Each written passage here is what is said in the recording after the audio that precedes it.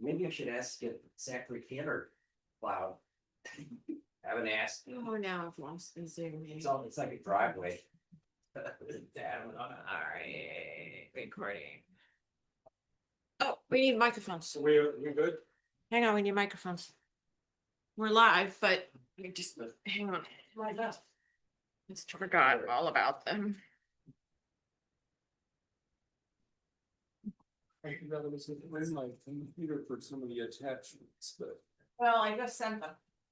Like, literally, 20 minutes ago. well, the significant ones were, well. There's several. They were in budget and finance, yes. Yeah. But I have the big one here, the resolution is here. Okay. Then that's for, the marriage.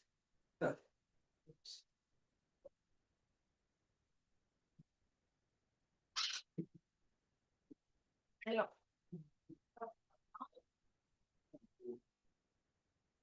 That's gonna be, for the WDA project. Because it's part of that, we needed to make a resolution. Are you with me? Okay, right. Yep, we're ready. All right, good evening, council. Thank you for coming on this balmy day. January 27, 2026, Rutherford Special Town Council meeting to order. Attendees are Christian, Chris, Storm, myself, and Kevin. Motion to approve the agenda. Storm, thank you. Second on the motion to approve, Chris. Discussion on the motion to approve. All those in favor of the motion to approve the agenda, motion carries 5-0. Okay, unfinished business, discussion and action regarding the maintenance of mains planning and invoices. Debbie, I think you wanted to. Yeah. to And this broach that is- subject. Right, and this is the one that you and I were talking about earlier. Okay. So in October and then also in December, council approved $30,000 to have Greenridge perform maintenance of mains contracting work to fix a handful of leaks. And I'm gonna share screen here really quick.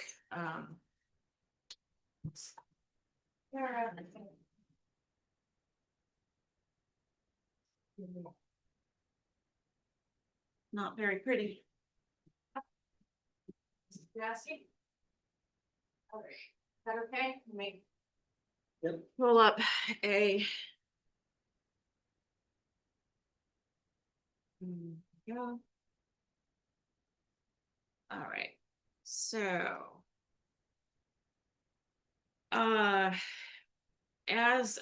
So this is just to give you an update on where we are with the maintenance of mains account. We started out with in fiscal 25 July with 176,000. We paid 10,400 of that 30,000 that you allocated already. We've made deposits of 16,900 and we've got interest of over 2,000. So our balance in this moment is 184. The plan was over here on this side to spend 30,000 and then our total annual contributions would be 29,250. So leaving, if we just spent that 30,000, 175 at the end of the year, doesn't count interest. So you approved for these 5 projects to go underway. Union and Niagara, 957 Washington, 178 Polk, 240 High, 316 Fillmore. Those items, the 2 that have been paid are Union and Niagara and 957 Polk, which were approved in a different meeting. The last ones here were all executed around the same time frame, and the last couple here that are not were not planned all sort of happened while the vendor was in town and deployed. There were other leaks that surfaced either when trying to resolve what was going on and plan for a future repair or just occurred. So the good news is that all of that work together even though you allocated 30,000, only comes to 32,633. So even though we added 3 more jobs, many items came in under budget, which brought us just to that 32, 323, I think I said. So at hand would be to approve the payment of the 22,191. And that was what we had originally planned for this meeting. And the vendor did turn these in right on the town council date of last month, so I didn't get them to you for that meeting. I've talked to them about trying to get their invoices to me on the first Monday of every month, so I can get whatever they invoice us for in front of you in any given council meeting. We did hear from them this money, along with what they used for the water meter pits, was a good chunk of money of contracting for them.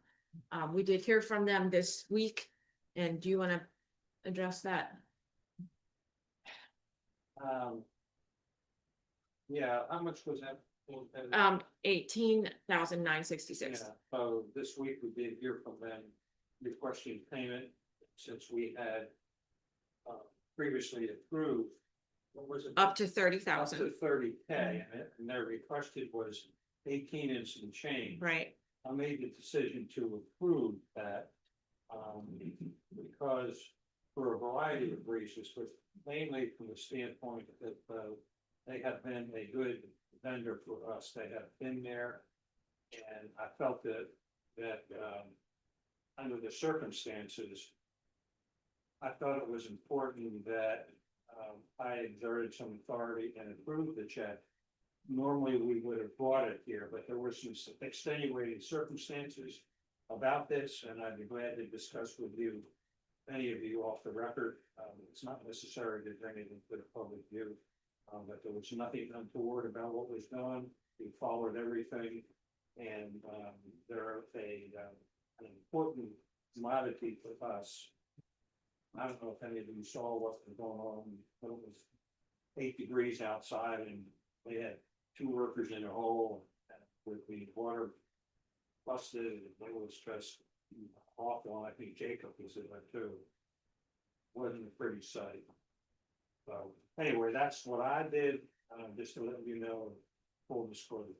So that 18,900 plus the 10,400 only took us to a total of 29,400, which was what you had previously, under what you had originally approved to spend, which was 30,000. So what's left to pay them out of this work is $3,225. And I have that invoice here. So your motion today would be to really to approve all of it, but most particularly this check for $32,225. I have all the invoices here if anybody wants to peruse any of those. And we can take some time. I did not get these out to you in advance, so I got a little confused about whether we were meeting or not. But that is all right here. If I want to take a look at. I'm sorry. I think we're about to ask the same question. Yeah. So what is the amount we're approving? So the 18,200 and wait a minute, I'm getting picked up the wrong piece of paper. The $18,966.70 is what's already been paid to them of what we owed. So technically, you really should approve that payment.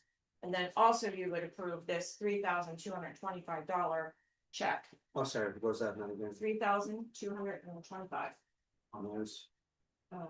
And that's, if you want an invoice number, I think that it's for just 178 Whole Street, in the terms of 178 Whole. And that would be a separate check. Are you tracking, Kevin? You got a question? I don't know. Okay.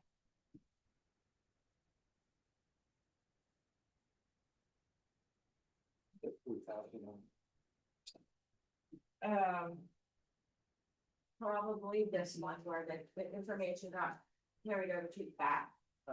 Okay. All right. Everybody know what we're doing? Okay. Yes, all this, none of this is a surprise. It's a rather low figure. Yeah, it's a pleasant Well, surprise. yeah, Okay, I'm gonna do this as two separate motions. to keep it Clean. Move to distribute $18,966 to Green Ridge Contractors for maintenance of mains work for the Harper's Ferry Waterworks as previously dispersed. dispersed. Is there a second on that motion? Second, first discussion? All in favor of the motion? Aye. Opposed, motion carries 6-0. Go on. I move to distribute $3,225 to Green Ridge Contractors for work at 178 Polk Street. Second on that motion, Mr. Second, Chris, discussion. All those in favor of the motion? Opposed, motion carries. Who seconded the motion? I seconded both. Thank you. We had that, I'm assuming you voted in the affirmative, Kevin? Yes, Absolutely. Okay, that one was 6-0. So now, before we move on from that, Budget and Finance would have taken this up yesterday had we met. But we are still faced with the staffing arrangement that we have within the waterworks, which limits our ability to readily address leaks that occur. And this was about, I think we figured out about a quarter's worth of work, and it kind of worked out that way, probably a little bit ahead of the game. But in the interest of being able to confidently deploy Green Ridge, we may want to, you all may want to consider allocating another chunk of money for the next quarter. I'll adjust in real time here now, this number to be the 32. One second.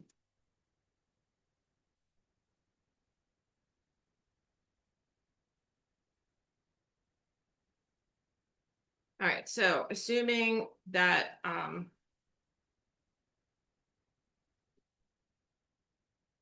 we have no interest and that my contributions are accurate estimate, if you put in another 30,000 here, then you would end the year at 142,627 in your left in your maintenance of mains. Is everybody tracking with me what I did with those numbers? So here was your starting right here, the 176. This is what you've spent now. If you project another 30,000 for the next quarter, plus the contributions for the year, you should end at 142. If you'll note, your interest so far in 2025, I think this is, no, just for fiscal 26 has been 2,300. So that's a nice. So that $30,000, we came up with that number based on, there's a rough equivalent with what the employees would be, right? We asked for some estimates of specific work to be done, and that has not been forecasted. Steve does have some ideas in his mind, but it has not been specifically forecasted. And then we took that number and we did compare it to employee staffing changes, that it was going to be kind of robbing Peter for robbing Peter for Paul. You'd probably be a little ahead with this arrangement. Is outsourcing this constantly something we want to talk about? Well, I think this is stopgap. Likely, if we were to throttle up with capacity tomorrow, we might not spend this. And a lot of this work, it would still be beyond the scope of what even mains workers who are certified for that might be able to handle due to equipment and manpower. From the way I understand it from Steve, some of it they would be able to pick up if we were fully staffed that way, but not all of it. Yeah, my recollection is the history of it is this is how we have them as a contractor. There was equipment we did not have. It was always scrambling to get things done. So there are situations where we can still use them. And we have, and our arrangement with them is that, you know, if it's an emergency, they're who we call. And if we have 4 or 5 things that we want to get done, we say to them, please give us a number. And believe that this is how we would continue to proceed, but also in light of these moments where we don't have staff that's dedicated to do this work. I didn't know if you wanted to consider that at this time. Well, that was what I was asking. I mean, is this the arrangement that we want to maintain and just not hire people? Well, that is something that falls under item number 3. We're looking on that. Yeah. And just to clarify, that this $30,000 would still need to come back. And Yes. Typically, this Yes. is just setting aside. I would say that we would want Steve to come forth with a plan. And then this also just gives us a realistic, it just gives us an extra layer of confidence if we need to deploy them for emergency or anything like that. And I move to allocate $30,000 for waterworks maintenance of mains work. There's a second on that. See, any discussion on the motion? All those in favor of the motion. Motion carries 6-0, no objections. Okay. Yeah. All right, so the next item is the water pit preparation work that you approved to have executed by Greenridge to prepare, clean out and repair, replace crocks, clean out pits, put lids on where things were missing. You have this resolution either on the table or in your email. Included in the packet is the actual invoicing, including the parts that they had to purchase and the list of pits that they did work on.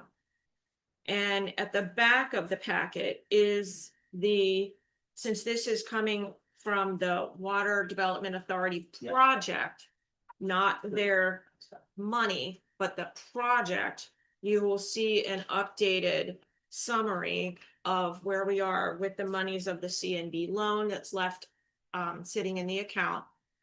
And that includes the disbursement of this check that you're looking to approve here for $28,713.32. You'll see that on line 1B of the second to the last page. Get the slide back on. So with the payment of this, you'll notice that then the remaining balance at the bottom of that column is $419,951, which sounds tremendous. But keep in mind that we still owe TerraWorks a retainer. That's about $153,000. And we're looking at Gilbert Street then to, as a big project to fulfill most of those funds that are left. The Greenridge number on the Gilbert Street project is $196,000. We will still have to pay GD&F for services all through this time. And so if you count just the retainer and the Greenridge, out of that 419, it takes us down to about $67,000. So out of that, we would pay GD&F, and we may have a little bit of money to take care of another project, smaller too, that Steve is kind of working on pulling together and getting some quotes on. So this is another thing that we would have discussed at length at Budget and Finance yesterday. But that should hopefully explain for you the summary of this resolution. Are there any other questions on that? Do me a favor, Yes. maybe others have a lapse in their memory also, but would you go over one more time the retainer with TerraWorks? So the retainer is not on here, but when you have a contract, as we did with them, and they present invoices, you hold back a percentage of those invoices as you work through the project, which is called the retainer. And you do that so that they have motivation to complete the work. And where we are with that is that we are waiting for our as-built drawings of all the work that they did. And that I believe is sitting at GDNF right now, going through final approval stage, and then Steve and Dave Gutsky, who was the RPR on the job, will do a walkthrough to make sure that everything has been covered and everything is done. And once that happens, then we will get the final invoice, which will be the retainer payout that we will then have to pay to TerraWorks. Does that make sense? Mhm. I move to approve resolution number 15 of the WDA project as presented. Your second. Second, Chris, discussion. All in favor of the motion to approve? Voting with carried 6-0. So along with that, so I put this up here as well. Okay. All right. I'm out of the hot seat for a minute. Number 3. Discussion action regarding water department staffing. Christian, you want to jump on this one? Or not? Well, Storm and I are on that group. I believe we've received 3 resumes, I think 4 now. 4 now, Yeah, but we haven't done anything. yeah, We haven't had a meeting, holidays. It's kind of suck. So we have not done any kind of visiting. I've looked at several of the resumes, seen the kind of people we need, but. and it's been tough too for the IRC because of the death in the family with Steve. Yeah. So, as soon as you guys can get back on that, that water department employees were appreciated. Well, we accelerated pretty good in the beginning, and we just hit the brakes. No, that's fine. We had all the holidays, Steve and this, that, and the other. But they are doing a marvelous job down there. The skeletal staff that we have. Managing to keep things, and it's a good thing, other than maybe 1 or 2 instances, we haven't had a major break someplace, had a couple close ones. Until it falls. Yeah. The ground's got to be frozen. Yeah. So if you would just pass that word to David and I'll mention it to Steve, I'll send him a note. Yeah, we're pretty open to meeting.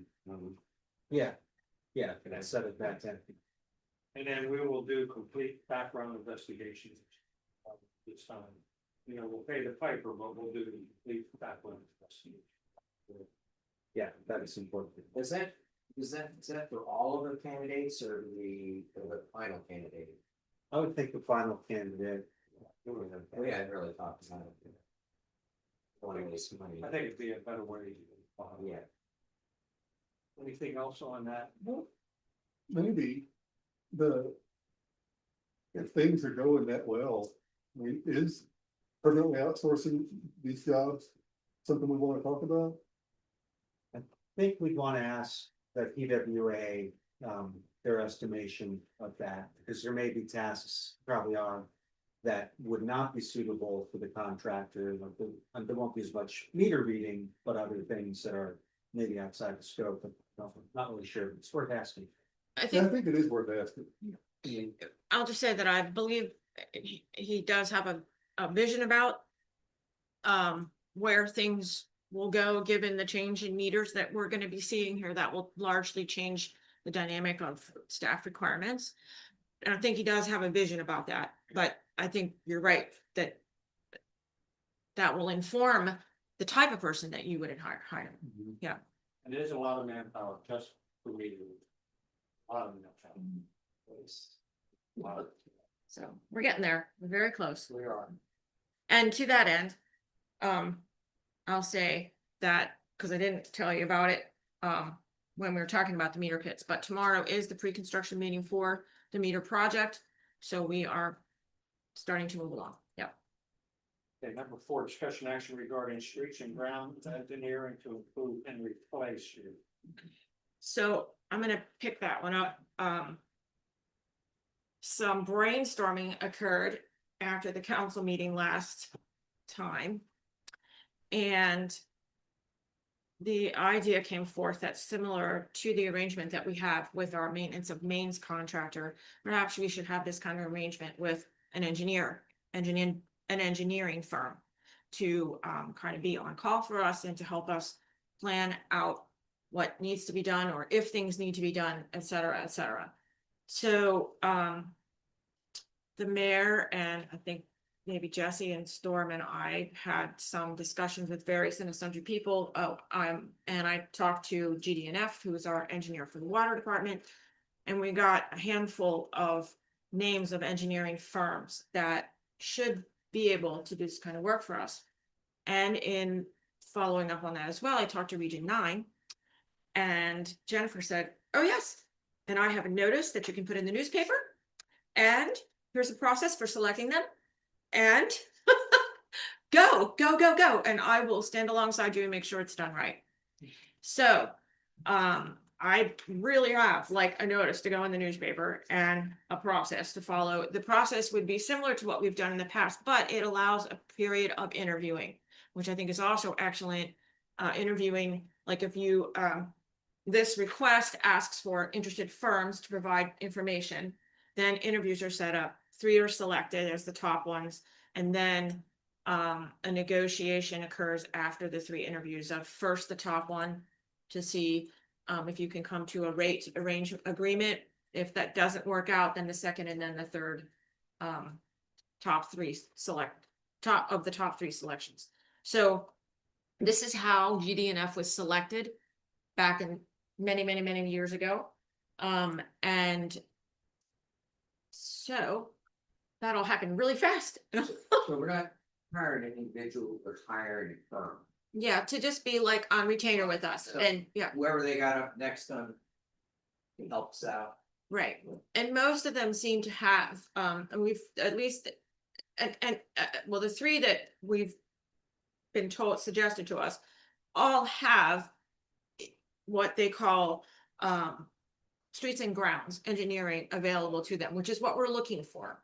You know, everything from, and we probably won't have this, but designing a playground to, you know, dealing with a sidewalk problem, to dealing with your roads, to all of that. And some of that will be covered under the scope of other projects that are already going on. This is not meant to cross over or cross up those projects, but to allow us to have a relationship with a firm that when we have an emergency situation, be able to call and say, look, we need somebody to help us come and look at this and help us decide what needs to be done. Not even an emergency, just a complicated situation. Yes, a complicated situation, right. So, Is it possible to have, they have somebody with some expertise in surveying, land surveying? Because I think so. Tremendous. and Yeah. also to deal with what was talked about in the last meeting that was going on with planning and all this, where they need help to inform them about what they're looking at. If changes are made in the ordinance that supports them to be able to do that, then this would be the contractor that we would work with for that, much like we do our legal services. Right. Yeah. So with this nice little tool, we're like really ready to maybe sit down and hash out some details, present it to council, and Yeah. get an advertisement going. Another Tumblr falling into place. Right. Thanks, Deb. So would you like any action to happen on that? So I saw this is on here, so I brought the draft report with David and I, we went down to Henry Clay Street and went over that pretty well. Is now the time to talk about? that? Yeah, why don't you go ahead and put it on. Right. Well, what we decided was that we think the scope of the project needs to be reassessed. I spent quite a bit of time poking around there.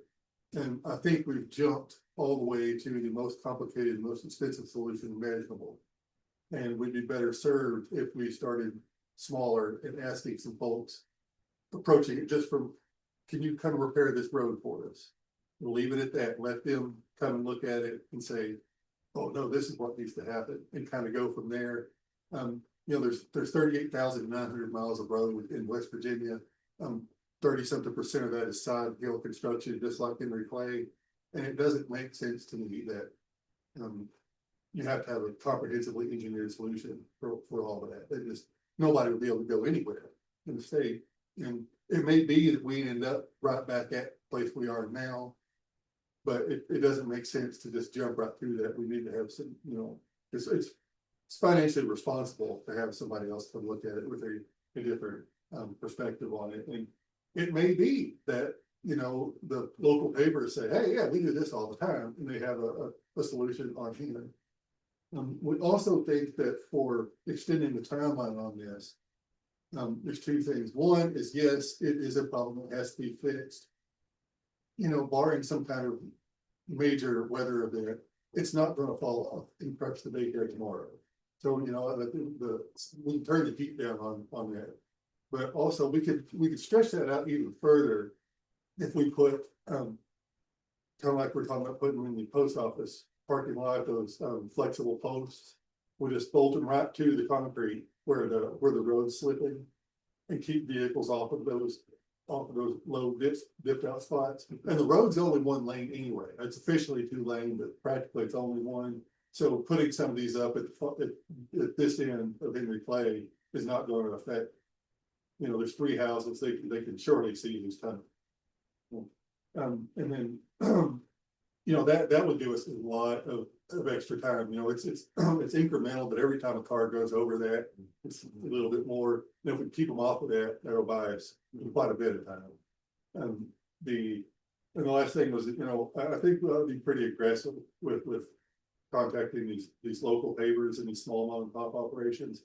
Get them in here and get their opinions, and let's see what they have to say, and we can move forward from there. But I think, you know, leave it really bland, you know, like just come fix our road. And they'll tell us when they get here why they can't do that or why they can.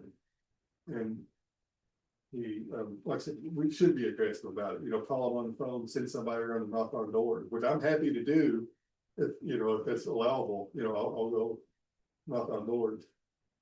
But Can I just say, I think this is great, but your idea is great. Do we have to make it a through street? Do we have to go all the way through? Can they go in one direction, house over there, and another direction? We stopped at whatever that blue house is, that's it. It's the end of the road. And then, I'm just saying, we gotta start thinking sometimes out of the box, Well, all not just those- going to pave the road.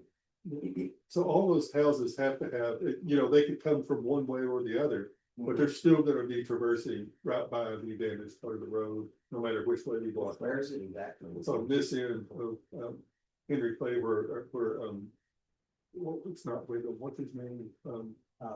Brayton? Yeah, Wiggington? yeah, where Yes. those houses are. So right there, there's a big telephone pole. And a water meter, which I think they have broken the retaining wall and putting that meter in. I'm not sure that actually failed by itself. It looks damaged. And then there's one spot there and then a little bit more, what?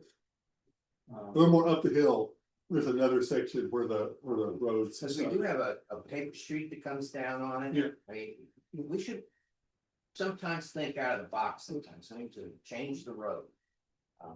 Maybe it's not maybe a 2-way road. Well, it's not, I mean, if we block off the damaged parts of that, it's not really going to affect. Because you can't fit 2 cars down there anyway, you know, it's effectively a 1-lane road. And we could make it 1 way, but you know, the traffic, those flexible poles stuck to the road will do that for us. And it's like I said, it is a stopgap, but you know, anything we can do to stretch this out, you know, it's better off for everybody. So long term, you're worried the road's just gonna go down? That's what's happening now. It's you know, you can see it, it's the retaining wall is not deep enough into the hill. And the hill's eroding, and so the subsiding hill, and you know, it looks, man, you could just put piles down in there and just be done with it, you know, spend a couple of weekends with the construction company driving piles into the road and just repave on top of it. That's what they do back home, but you know, that's what I want to hear. I want to see some people in here with some alternative ideas. We should be open minded. Yeah. The other challenge with making that road 1 way is that at the far end, you're dealing with a very steep slope. Yeah. And I would say, you know, right now. I know. Yeah, York Street is not passable.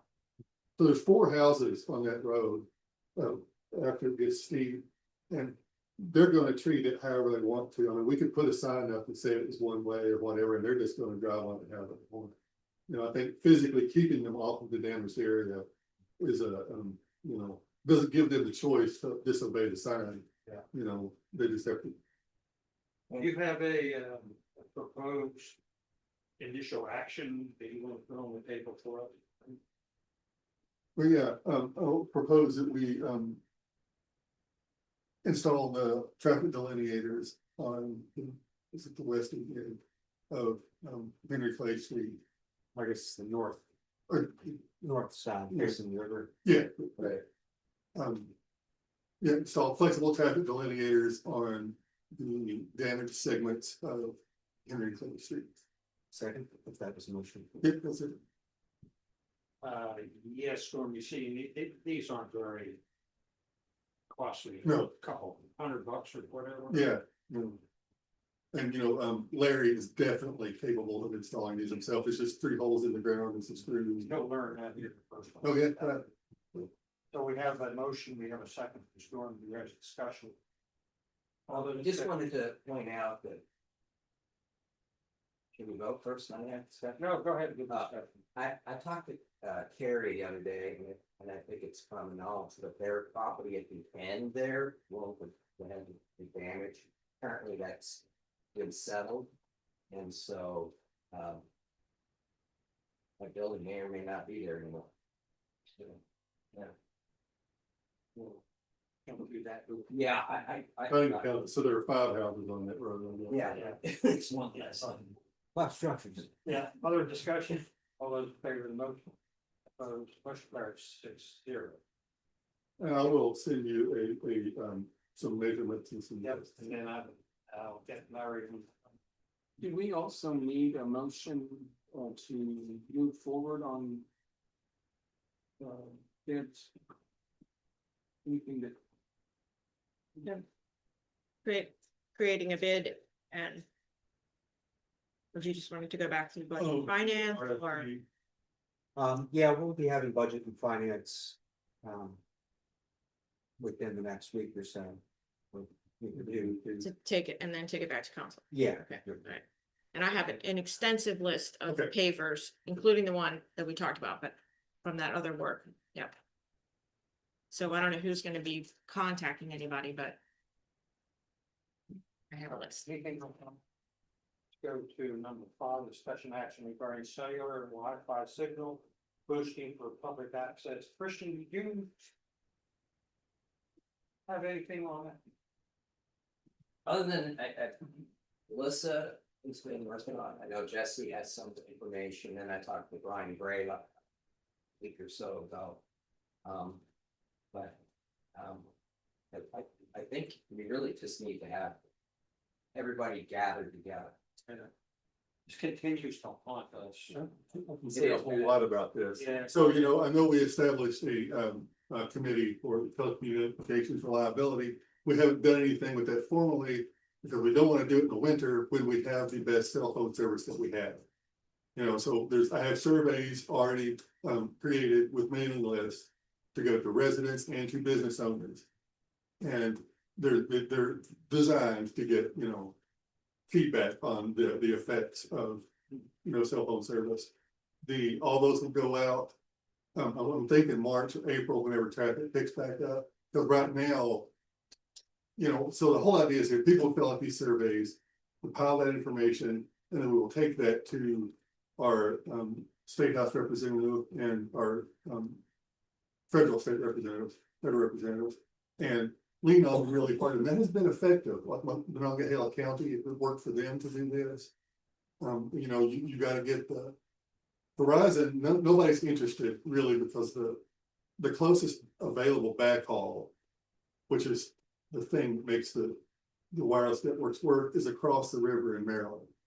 So that means to wire out partners, somebody's gonna have to bring fiber, dedicated fiber across the bridge into here. And for a whopping 267 people, they're not interested. So, you know, we have to get their attention from the top down. They're not gonna listen bottom up. And once we do that, you know, the Monongahela County had really good success with a public-private partnership with Xfinity, Verizon.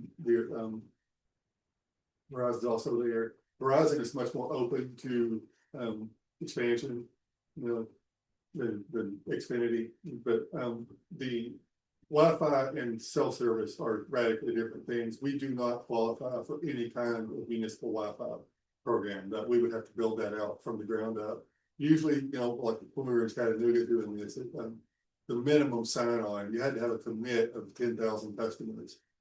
You know, so we're way far from that. There is, outside of Bridgeport, West Virginia, there's a housing development that did build it out themselves. Starts about 1,500 people, it costs $3.5 million. You know, and that's just to get Wi-Fi, you know, it doesn't do anything through cell service. So, you know, we've got what we've got as far as Wi-Fi, you know, without significant spend. The cell service we can do something about, but it's gonna take time, and it's essentially a lobbying effort, is what it's gonna be. You know, we can put smaller towers up, computer towers, you know, they're like $20,000 a piece. They can support, you know, 260 users simultaneously, which sounds awesome until you realize there's 24,500 people on 340 every day. And that's where our cell phone service is going when the traffic's busy. The people driving by are stealing our cell phones. And it's, you know, it's the same mess with the tourists here in town. You know, it's radically overwhelmed to support the kind of daily traffic, you know, volumes we're talking about, where the average person right now has 2.8 connected devices on them all the time. So you round it up to 3, a watch, a phone, and a tablet, or something like that. So it's 2.8 is the national average. And so you have to take that figure and then multiply it by how many people you got in town at a given time. And we essentially end up needing the same kind of system that they had in the stadium. You know, it's a lot of money, you know. Have you looked into it all? We know that the park had fiber installed a number of years ago. I don't know, if that backhaul might already be here, if that would be a leg up. Well, as far as I know, everybody's pulling off. I think the Park Service eventually connects to what's across the river over there. And the Park Service isn't shared, and that was part of the whole thing, is it's a dedicated private network. So that's where, so the way this all works is when you place a cell phone call, it goes to the tower. The tower sends it on a wire to a network switching system. And that is the backhaul between the tower and the network switching system. And then it goes on the ground, through the ground, to wherever it's going, and it gets beamed back from the tower to your device. So you gotta have this whole thing in place to make any of that work. It's not as simple as putting up a tower, unfortunately. With Verizon, the tower they have up there, they're renting backhaul. They don't own fiber that they're using either. So, you know, there's a bunch of different vendors and a bunch of different people involved. However, I want to target the primary carriers. That would be Verizon and AT&T. Like T-Mobile, they don't own most of their network. They lease that from Verizon and AT&T. So, you know, instead of walking it up the chain really slow, I'd rather start at the top and get some help from the government to get the attention of these providers and go from there. You know, it is a complicated process. I have an awesome report if you would like to read it and look at the draft surveys. You haven't heard much about it from me because there's nothing to be done at this moment. We haven't even staffed the committee because there's nothing to do. I don't know. I don't know if this would be something that we could go to the park with under the Gateway Communities Initiative. It may be beyond them if it's at the higher level. We can give it a shot. Well, last week, I was talking to an Xfinity technician who came over to look at my telephone pole. And he told us something. He said they made a major investment in Hunter's Ferry, and their whole system is way more than what they really deserve. It's basically the same. They just really upgraded it. I don't know if that means anything. You know, so you can get, it's essentially like the folks here in the office where it's calling over Wi-Fi. And we could do that probably with Verizon, but it ain't cheap. there's a major investment. You know, I just think, I didn't go down that route, because they're, you know, it's a stupid amount of money for us. Any suggestions? Does Bolivar have the same problem? Yeah. Yeah, I mean, as two towns. Yeah, so I have a coverage, I'll send it around, I developed a coverage now, through many trips with 2 cell phones.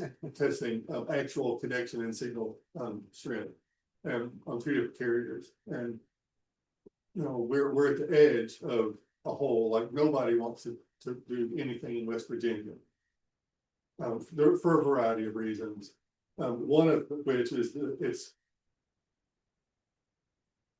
So the distance that the towers have to be apart, you know, they would, if it was up to them, the entire world would be flat like Kansas.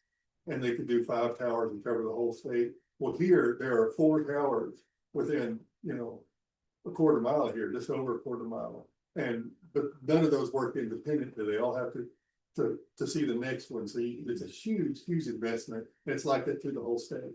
You know, and, you know, they will, though, I think that we can make a pretty strong argument that we are, the Panhandle is a unique entity, and all the development going on in Charlestown is beneficial for this discussion. You know, if there's enough people around to justify expanding, it's a lot easier to be able to do it. But the trick is we got to have data from people, and that's what the surveys are about. Because I want to print them all. I want to take it in a big thick stack and drop it on somebody's desk. You know, make a show out of it. But that's where that's at. You know, I do not see a resolution this year. Maybe we don't go back to where they from.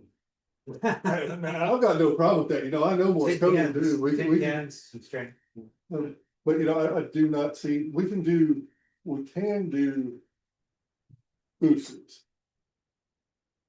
But they only work, you know, right now, what Verizon offers, is they're linked to an address, and they're very short range. So to make them effective, we would have to put a whole bunch of them in town, and they're, you know, I mean, if you want me to, I could put together some numbers on what we could do to take baby steps in that direction. You know, maybe put one here, maybe put one down further, near the like near Evergreen Coffee, where people are, where you can't get good service, and you know, maybe do a pilot. But you know, I'm happy to put together some numbers if you would like, but I think it's going to be outrageously expensive. It sounds like you're on the right track when we have solid information and a good case to make. We gotta start a plan somewhere, I guess. Yeah. It's really bad, you know, but there's it's kind of a joke in one of the surveys, but it's real too. You know, residents have to leave their homes to use their cell phones. Yeah. You know, it really sucks. You know, especially with all the 2-factor authentication now. You know, you have to leave twice, and so like my wife she calls me with the code to put in, you know, because it'll expire before she can get back. I was gonna suggest, that even though the hilltop's on the back burner, still, I think we should have a conversation with them, at least with Wells and Nansky, because if they move ahead with this project, they're going to need way more cellular or Wi-Fi and all that stuff, because that's gonna be a high-end property. So, There's actually a survey prepared just for hospitality, and they're on the list, you know, hit them up and to see where it goes. I mean, the worst case is Laurel could just fill out the survey, you know. I can tell you from my Airbnb, the first question out of their mouth is what's your login? Literally. And if you don't have Wi-Fi, good Wi-Fi, they're not gonna be happy. Well, I think any of our lobbying for state pumps or corporate interest in any of this has to be framed with that we're not talking about just 300 people. Right. Correct. In the south now, Thousands. we are talking about Half a a million people. major tourism center, the national park. Yes, possibly in the coming years, a major hotel. It's a, you know, there's security issues that they'll talk about, you know, the water plant, the entire Armory Trail down there, you know, it's a wireless service black hole, you know, and there's a crime or a need for, emergency response, there's no way to get a signal. Thank you, Jesse, for everything you're trying to do. It's very frustrating because it's a huge. How do trains communicate? Horns. Radio horns. So they're using old technology. Well, radios are still preferred for live critical communication. You know, 'cause you can't really, when bad things happen, the cell service is quickly overwhelmed. Like if you go up and look at the tower up there, there's there's three pairs of panels around the antenna. And each one of those pairs can support, it's a weird number. It's like whatever 253 times 2 is. That's how many simultaneous connections it can support. Once you reach that number, it starts dropping calls and, you know, won't bring people in. So it slows down first, but if there's a huge rush, it just starts shutting people off. And that's a whole, you know, there is no good solution for that except more towers. And for that, you need more backhaul, which is not available. All right, thanks, Jesse. I'll send that around though, you guys can look at Yep. the maps. Yeah. New business, discussion action regarding employee driving policy, this is about Debbie's. Right, so in doing some research on some insurance items to renew our policy, I came across the templates and outlines of building a fleet safety program and policy, fleet management policy that has to do centers around a driving policy agreement with employees and would give us a mechanism to be allowed to check records from motor vehicles administration upon employment or at any time through employment, and sets a standard of behavior for not only driving our owned vehicles, but vehicles that someone else may need to use, times when other people maybe need to use their personal vehicles for business use. So this process, this particular template that I have walks through an entire structure within an organization of fleet management, starting with the risk management department and accident review committees and all this, how purchasing is handled and vehicle replacement and all that. It's built for a county, which has a lot more vehicles than we have. So it certainly could be pared down to address our needs, but I wanted to bring it to your attention and see if there is interest in developing such a policy. And it could become part of our handbook, basically. But I think I would need, and I'm not sure if this is something you would want IOC to take over, or if how you want that, how further work should be implemented upon it, but that I wanted to bring it to your attention. We certainly, council, we know that we've had some issues in the past regarding that. And I think any step is a great step forward for us. One of my biggest frustrations during the past 3 to 4 months regarding some issues was not being able to get information that I feel that we were entitled to, various places. And I think, Debbie, you feel confident that we can accomplish that.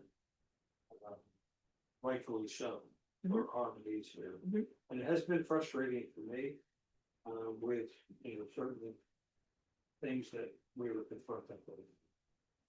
Well, I love the policy that is presented. I did not I think think from an insurance standpoint, we're showing that we're gonna reduce risk. That's what I'm an insurance agent, I used to be an insurance agent, so you're always looking at risk.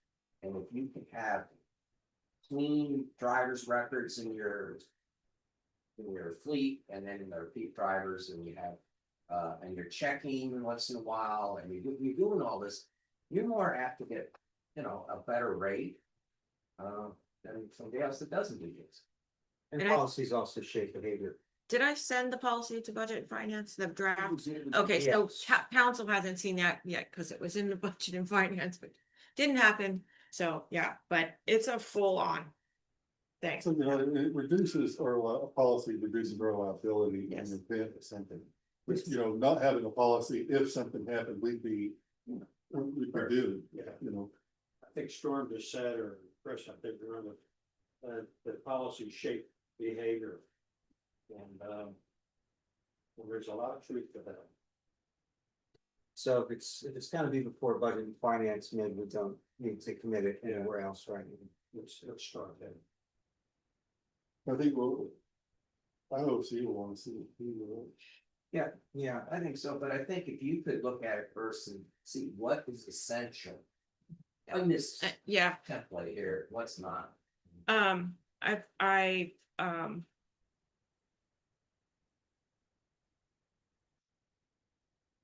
yeah, I feel like,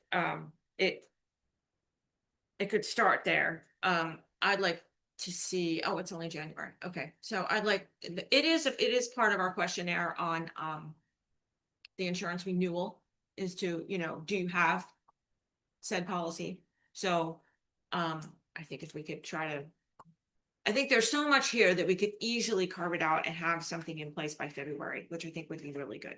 And that would also assist you in this hiring process. That was the other piece I was trying to, So February is when the renewal happens. no, but it's when I have to turn in my paperwork. Which would shape rates a little bit, yeah.